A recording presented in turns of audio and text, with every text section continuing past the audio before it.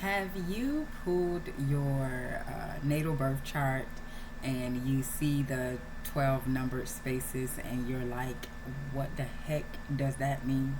Well, in this video, I am going to explain what each of the houses mean on your natal chart so that you can better understand what each house means and how it affects you personally. And so if you are new to the channel, my name is Kay Catrice. I am the Natal Chart Navigator, and I help open-minded people to navigate their life using their birth chart. And so if you are brand new to astrology, before you look at this video, go back and look at the previous video I uploaded before this one that explains what astrology and the natal chart is, okay? And then come back to this one. All right, so let's go ahead and get started. So there are 12 different spaces on the natal chart wheel. They are called houses, okay? Astrology houses. And so they're numbered 1 through 12 because each one represents different areas of your life, okay? And so starting with the very first one at 9 o'clock, that is the first house, okay? And so the first house is the house of self, okay? It's how you appear to people, your look, your beginnings, how you start new beginnings, your body, first impressions, your attitude, your identity, your approach to life, okay? And so this is also the house that of your rising sign, okay? And so your rising sign is the sign that was rising on the horizon at the time of your birth, okay? And so then moving on to house number 2, right below that, that is the money house, okay? And so that house, that's your personal finance, personal money, material possessions. And so that house covers money, your work, what you do for money, income, your routines. It covers some routines, but most daily routine, well, it's daily routines, and then your work routines, that's the 6th house. But routines, your values, material possessions, your priorities, your habits, your job, and your work ethic, okay? And so the next house is the 3rd house. This is the communication house. This is how you think. And so this house, it includes your thinking, your mind, how you think, how you communicate, okay? Your siblings. This house also covers your social activities and interests, your neighbors, and your early education. Now the next house is the 4th house. 4th house is the house of home. This house is ruled by the moon, and I guess I should have said that, but I kind of wanted to, I won't get into the planets. I'll just stick with explaining what each of the houses stand for in this video. I'll go a little more in depth in a future video. And so the 4th house is the house of home, the roots, the family, self-care, your emotions, your foundations. They say, some people say it's the mother, some people say it's the father. I just look at it as the more nurturing parent would be covered under this house. Children, women, femininity, all of that, those nurturing, loving things would fall in the 4th house. Now your 5th house is the fun house. This is the house of romance, of love affairs, your play, your creativity, your inner child would be seen here in this house.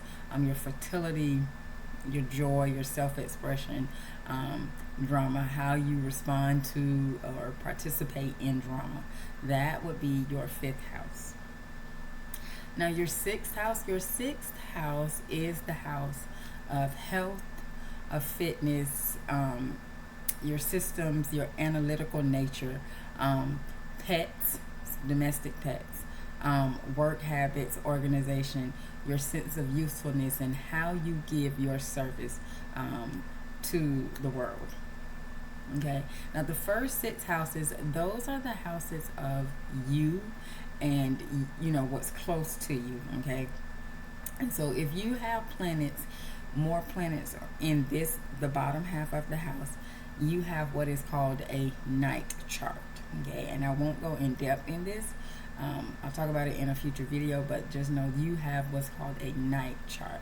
Now, if you have more so of your planets and points in the top half of the chart wheel, then you have what's called a day chart.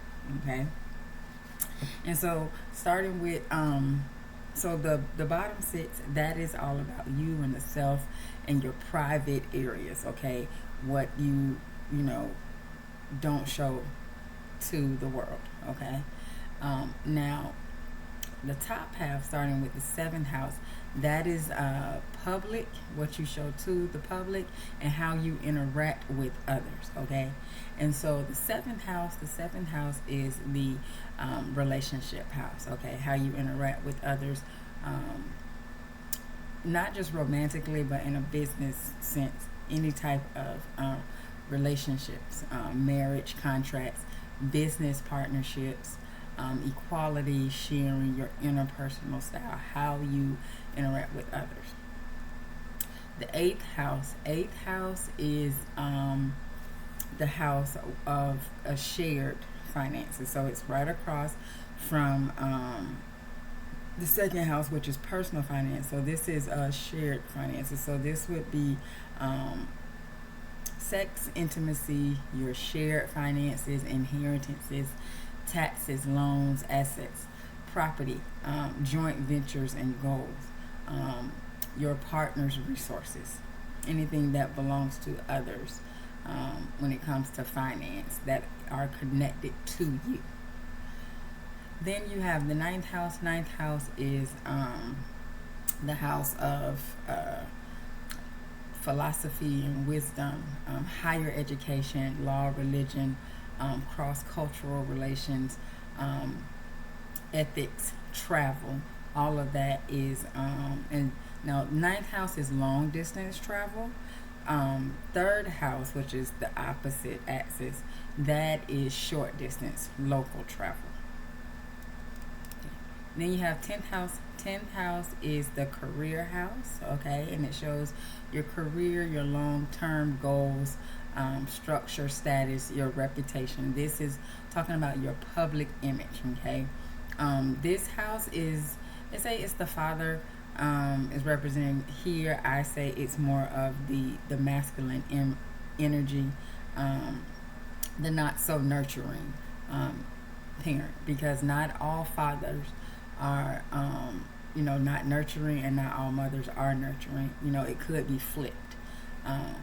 And then this house also is for experts, and it's fame. It shows your fame as well.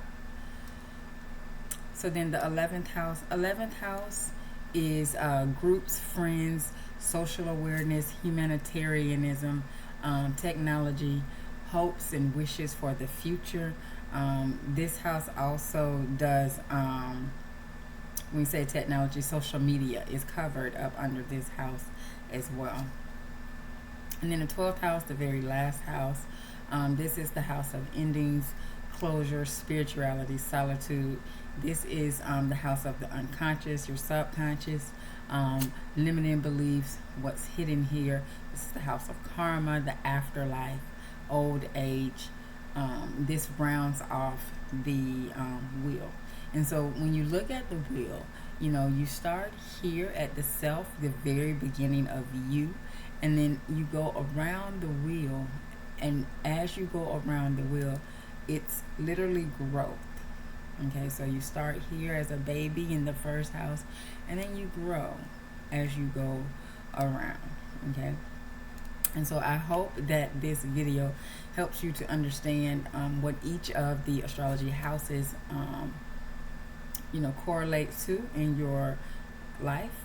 If you did find value in this video, do please like it, share it out so that others may find value as well, and then go ahead and subscribe. click the bell notification so that you will get notified every time I upload a new video to the channel. And so I will see you guys on the next video. Take care.